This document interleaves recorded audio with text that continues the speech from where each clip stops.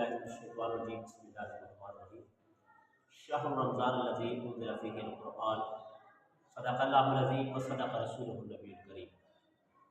जिस तरह के आप लोग जानते हैं कि कल 20वां रमज़ान मुबारक है और कल बाद नमाज असर मगरिब से पहले पहले इत्तिकाफ़ी साथियों को चाहिए कि वो इत्तिकाफ़ पर बैठें।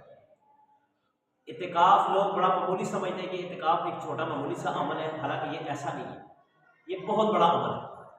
जनाब नबी करीम सल्लल्लाहु अलैहि वसल्लम खुद इत्तिकाफ़ पर बैठे हैं और बंदे के बारे में लिखा हुआ है कि जो बंदा जो बंदी एक दिन का इत्तिकाफ़ करे, एक रात का इत्तिकाफ़ करे, तो अल्लाह ताला उसको उस बंदे को जहन्नम से 7 खंदकें दूर कर देते हैं।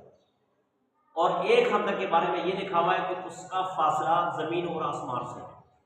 जैसे कि ज़मीन और आसमान का आपस में फासला है, कितना फासला बंदा को अल्लाह ताला उसको जहन्नम